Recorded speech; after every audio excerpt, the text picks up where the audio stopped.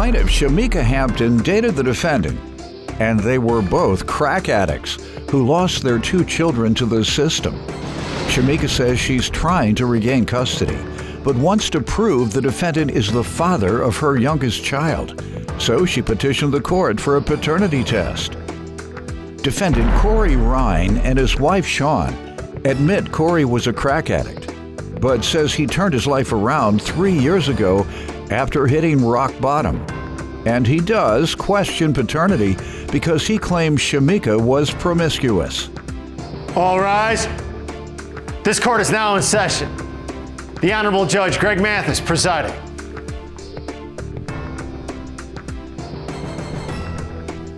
You may now be seated. All right, start with you. Well, my whole intention to come to court today is to prove to Corey Ryan that he is the father of Jacquees. Give me some background. Where do you know him from? Or did you just call or see him at the red light and say, come on in here? Well, it's like that. Nothing like that. Yes. Exactly how it went. You said exactly how it went down. Minding my own business at the bus stop. You all right? Seriously. So anyways, it's been about 8 years now. Tell me what happened. I'm standing on the bus stop. On my way to the food stamp appointment. And he stopped me, and I told him I was fine, keep going. He turned back around anyways, persistent. So I got in the car, and he took me to the food stamp office. Then I believe after that, he took me to work. And after that, we got in a little relationship. Let me stop you right there. You started out wrong. I know, that's right. How can you get in the car? Hold on, you don't know what I'm saying. You don't know what I'm saying. Don't tell me I'm right until you hear what I'm saying. I tried. How could you get in the car with a man and still have to go to the food stamp office? The destination should have changed time you got in that car. You should have said, I was going to the food stamp office. But since you want to flag me down and get me in your car, go to your bank. Exactly what I should have said, but I wasn't on that then. Go ahead. I was just on my own business. All right. I was on my own business. But anyway, so he took me to my work. And after that, we pursued to have a relationship. He called me, and we hooked up. And one thing led to another. We both found out that we both had the same issue, which was addiction. We both fell into that. I was in it. He was in it. So already or afterwards? No, he was like, I was already in it, recovering. I was in recovery. Okay. And he was also in recovery. And, both together, hooked up together, and it just brought out the old addiction again. So we both relapsed. Yeah, y'all were smoking cigarettes or? No, crack. Crack? Oh, okay, Judge. Oh, you didn't say that. You okay, people are addicted to cigarettes. That's what it was. So, I was addicted to cigarettes, but COVID killed my habit. I was addicted to 3 cigarettes a night. That was my due, as we call it. That was my due. 3 cigarettes a night, just 3 cigarettes a night. Couldn't stop for years. I hear you. Used to go, trick my family, trick Linda. I go and I swear to God, this is horrible. She would go, she'd go upstairs, I'd watch something I know she don't want to watch. So she would run upstairs in the other room and watch it. Before she could get up to that top step, boom, I'm out that door. Sometimes she'd call me because she would hear me. You just leave out. I know where you going. I would go to avoid smoking more than 3, and this is a very expensive habit. I would, every night, the gas station man, when he saw me coming, he'd go right over to the cigarette thing, bring me my cigarette, give it to me. He know what I was gonna do. I pull 3 out, then I set the others there on the outside. Next day, I'm going the same route. Because I don't want to tempt myself. You know how you do. Yeah. But that crack is a little more. Oh, yeah, it is. You can't set that aside. No, you can't. Right. But, so, tell me how your addiction, tell me about that. Because are you clean now? Oh, yeah, I'm clean now. How long have you been clean? About 140 days. How long have you been clean, sir, if you're clean now? Yeah, I've been over 3 years. All right, and see, it kind of irritates me to just put it that way, when people who have overcome some of the most tremendous obstacles in life or in society, and you come in speaking in code like you don't want people to know. I don't have a shame in it. I did it. I went through it. You don't have no shame when you go in the meeting, that's for sure. But no, I don't. Why did you? We had an addiction. I guess I'm not chastising you. I'm just advising you and requesting that when you talk about yourself, include that as an inspirational story. But I got a lot of people that might want to watch my story, and I just really want to come paternity test, and that's all it is. I'm not ashamed about it. I've been through it. I went through it, and still facing it, and still going through it. I got kids. I'm still trying to get back home. So through addiction, and they in DSCS. So that's what it is. How many? So children? I got one. That's the one for paternity test today, and I also have a 5-month-old. So yeah. When is the last time you've appealed to the court or the Child Protective Services to try and prove your worthiness? Just talked to him yesterday. We got a meeting in 2 more weeks, and then my daughter, she's coming home first, and then my son's following. Good. Well, good luck to you. And see, that's what we need to know, that folks, if you have your children transitioned into foster care because of your addiction, if you come out and you stay clean, then you can at least start trying.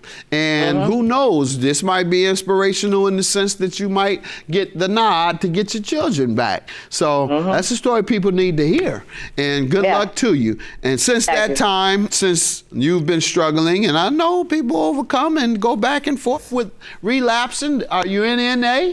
Did you go? Yes, I go to meetings. I do IoT 3 times a week. You're going to be all right. As long as you keep those meetings up, and you're another example, letting people know you got to go to those meetings to stay clean, to keep from relapsing. Y'all smoked all the way through the relationship? Pretty much. It was ups and downs, you know. I think I'll be honest, my problem was more deeper than his. I think I had it worse. Okay. Where, you know, till he ran off with the lady sitting beside and ran to Georgia. You know, he said he was going to a plasma center one day, and I knew they was talking on the phone, which we wasn't in a relationship no more. Slow down. But, let's repeat what you just said. He said he was going to the plasma center, correct? Yeah. How more inspirational can that get? Look at him now. Clean. He looks clean. 3 years clean. He has expensive items meaning he would have pawned that if he was still getting high. No, he's doing good. He's doing good. She said that you were going to sell your plasma. That's when you go to the plasma center, that's what drug addicts do. They go to sell their blood. Here's a man, just several years ago, he was selling his blood to feed his addiction. That is how heavy these addictions are. But thank God he made it through, and we're going to find out how that happened, because that's a tremendous story. So, how did y'all break up? Give me the defining moment. Tell me how that happened. That's what I was getting at. One day, he supposed to went to the plasma center. You know, I was ready. We had broke up. You know what I mean? We were just doing whatever. The relationship was been dead, been gone. And I guess he was talking to the lady beside him. You know, and one day he just supposed to went to the plasma center. My sister was taking him, and I was like, "Where's Corey?" They said Corey was on the bus on the way to Georgia. So I was fine with that, because I felt that he needed that. You know what I mean? I was really holding him down. You know what I mean? I was really keeping him back from perspiring. I mean, getting better off. He was better off without me, and I felt that. You know, I had it. My addiction was worse than his. So, and I'm a woman enough to say that. I need to know what you mean by that. Was he getting high every day? I would pressure him to get us high every day. Yeah, pressure nobody. Sorry, let me hear from you. You want to give me some background? Basically, you know, she said everything was, you know, exactly the way it happened. It got to the point where I just couldn't take it anymore. And, you know, I tried to hang in there because my heart was in it. But the activities it just didn't make any sense. I'm not getting any younger. I said, it's time. I told myself by the time I turned 50, I better have something to show for it. And so, I was all the way down to my last end. I didn't even know who I was anymore. I let all of my boundaries were crossed. I was at my wit's end. And then one day I decided just to jump off the cliff. I said, you know what? Enough is enough. I pretty much got on the bus butt naked and went to Georgia. As soon as I got to Georgia, everything opened up. So I had accomplished a lot in a little bit of time. Let's start here so people can know. You went to Georgia and did what within the first month? Within the first month, the woman that's next to me, which is not my wife, we've always been part of each other's lives, but we didn't know that we were as close as we are now.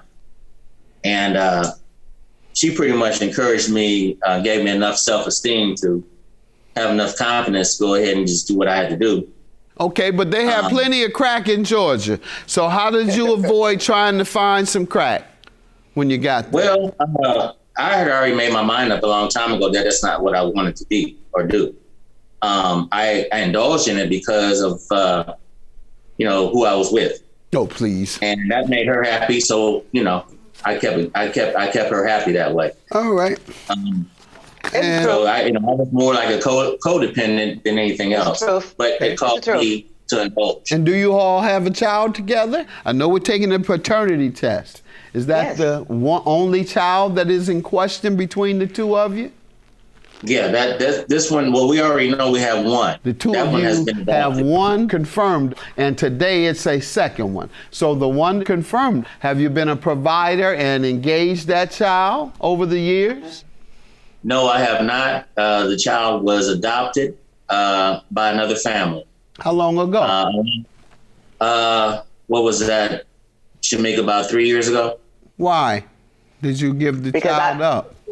I decided that the situation was to the point to where it was unhealthy for the child to be there, and I was not capable of taking care of my responsibilities as a father. All right. Now, I have other children, but it was so outrageous and ridiculous that there was no way that a child should have been nowhere around that atmosphere. Why are we here today regarding the child's paternity? Well, I'm thinking that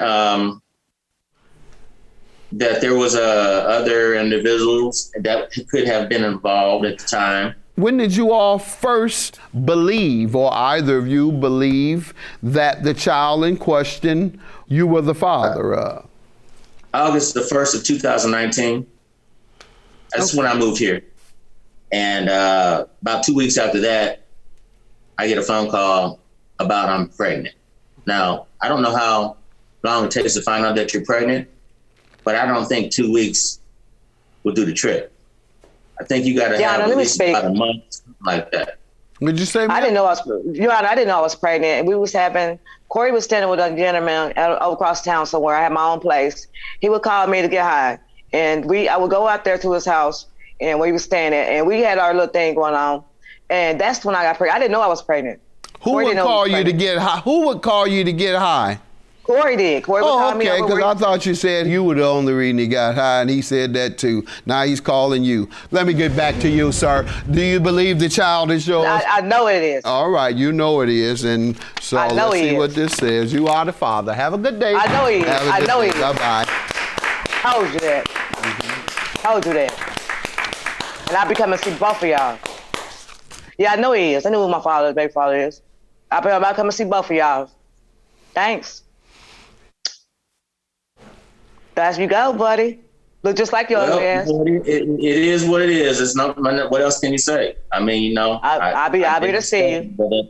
I'm glad you're married. That's how it be. So. I'll be to see you. We'll work it out.